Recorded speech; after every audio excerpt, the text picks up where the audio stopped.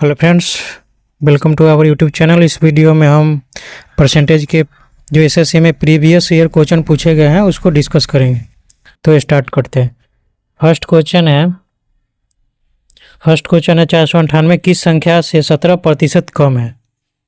तो देखिए, कोई संख्या रहा होगा 100% और उसमें से हम 17% घटा दिए होंगे तो बचा होगा वह संख्या। तो वो संख्या कितना परसेंट बचा होगा? 83%। इसका मतलब हमको 83% का वैल्यू दे रखा है कितना? 498।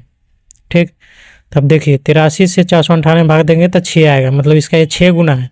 तो 100% का वैल्यू कितना आ गया? तो 100 में 6 से गुना कर देंगे तो आ जाएगा कितना? 600। तो इसका तीसरा आंसर सही है। इसको और दूसरे तरीके से समझते हैं। जैसे मान लीजिए कि 83% का वैल्यू हमको दे रखा है कितना? 83% का वैल्यू दे रखा है 498। तो 1% का वैल्यू निकालने के लिए क्या करेंगे? डिवाइड कर देंगे 498 बटे में 83। तो कितना आ जाएगा? 6 आ जाएगा। अब हमको 100% की वैल्यू चाहिए। वो संख्या अपने आप में 100% है जिसमें से घटाए हैं, तो 6 गुने 100 कर देंगे तो बराबर कितना आ जाएगा? 600। तो इस तरीके से बनाएंगे। नेक्स्ट क्वेश्चन देखते हैं। नेक्स्ट क्वेश्चन है फोटोग्राफ शब्द में पीएच के स्थान पर 6F लिखा जाता है तो अक्षर में संख्या में कितने प्रतिशत की कमी होती है? देखिए, पहले टोटल अक्षर गिन लीजिए कितना है। 1 2 3 4 5 6 7 8 9 10 10 अक्षर है टोटल। ठीक, अब क्या करते हैं हम? पीएच के स्थान पर एफ लिखते हैं। तो जहाँ जहाँ पीएच है वहाँ एफ लिख दीजिए। 2 जगह पीएच है तो यहाँ भी एफ लिख दीजिए। अब देखिए, हम 4 लेटर के जगह 2 लेटर लिखे हैं, तो मतलब कि टोटल जो था मतलब 10 लेटर था और उसमें से हम 4 के जगह 2 ही लेटर लिखे हैं, मतलब 2 की कमी हो गई। 4 पीएच 2 जगह, मतलब पीएच में यहाँ 2 लेटर है और यहाँ 2 लेटर, मतलब 4 लेटर है और उसके स्थान पर हम सिर्फ 2 गो एफ लिखे हैं, मतलब 2 लेटर की कमी हो गई। तो 2 लेटर की कमी हो गई कितना? 10 लेटर पर। तो लिखेंगे 2/10 गुने 100। ठीक आ जाएगा कितना? 10 दूना 20%। 20% की कमी हो। नेक्स्ट क्वेश्चन देखते हैं।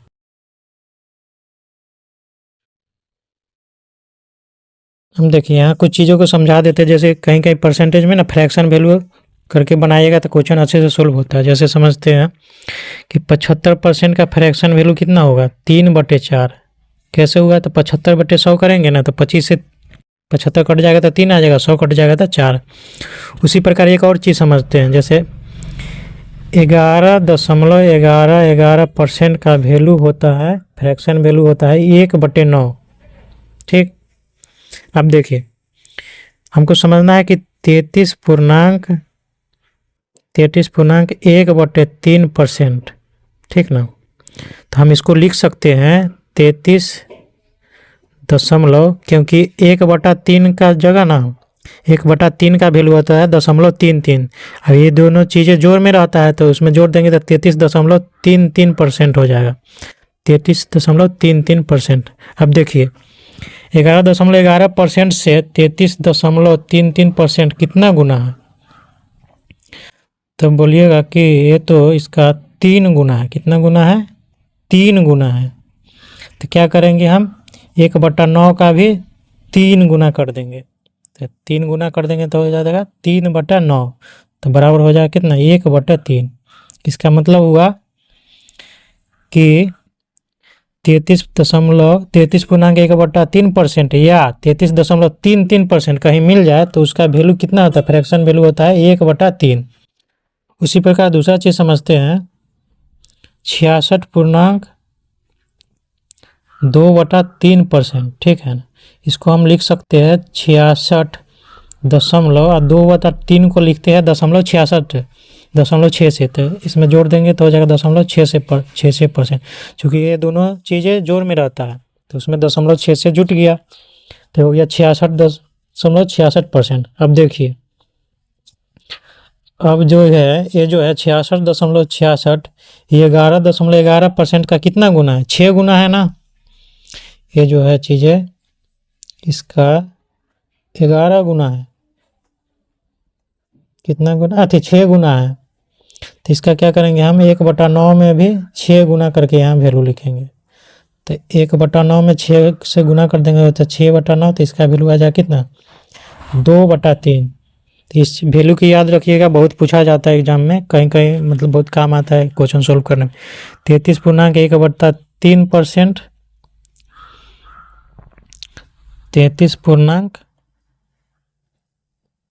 33.1/3% बराबर हो गया 1/3, और 66.2/3% बराबर हो गया 2/3। ऐसे ई वैल्यू याद रखिएगा 33.1/3, तो इसका जस्ट डबल है कौन 66.2/3, इसका ही जस्ट डबल है, तो मतलब इसमें 2 से गुना कर देंगे तो भी वैल्यू आ जाएगा। तो इस तरीके से समझते। अब क्वेश्चन सोल्व करते हैं।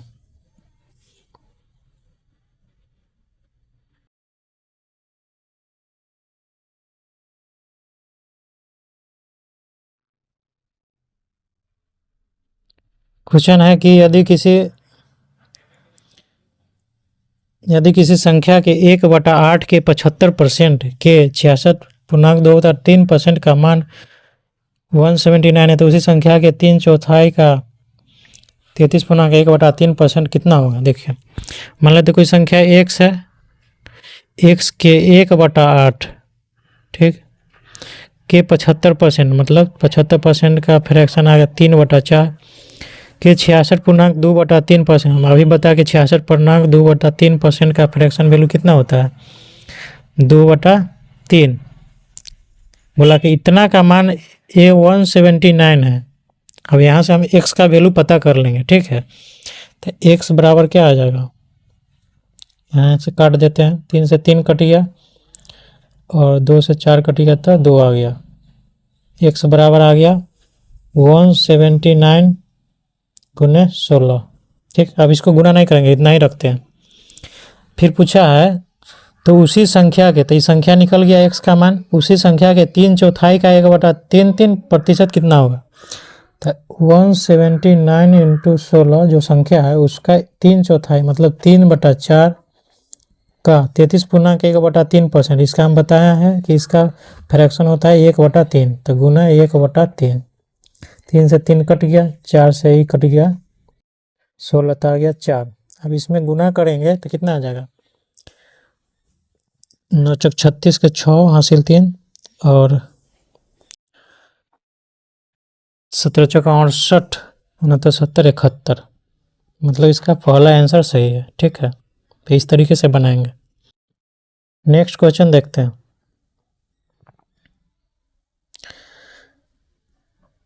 नेक्स्ट क्वेश्चन है ए जो है 20 से 40% अधिक है। तो देखिए कहीं कहीं देखिए हम बोले हैं कि फ्रैक्शन वैल्यू से भी क्वेश्चन सोल्व कीजिएगा तो आसानी से सोल्व हो जाता है, ऐसे सोल्व लेकर के भी बना सकते हैं। तो 40% का फ्रैक्शन वैल्यू आ जाएगा 2/5, ठीक ना, मतलब a/b का वैल्यू आ गया 2/5। तो बोल रहा है कि a जो है 20 से 40% अधिक है, मतलब ये 100% है, जब ये 100% है तभी तो ये 40% आया ना, 40%। तो देखिए बोला है कि a b से 40% अधिक है, मतलब b 5 है तो ये कितना हो जाएगा, b 5 है तो a हो जाएगा 7, ये कितना हो जाएगा 7। एक चलो के एक तरीके का रेशियो ही है और कुछ नहीं है।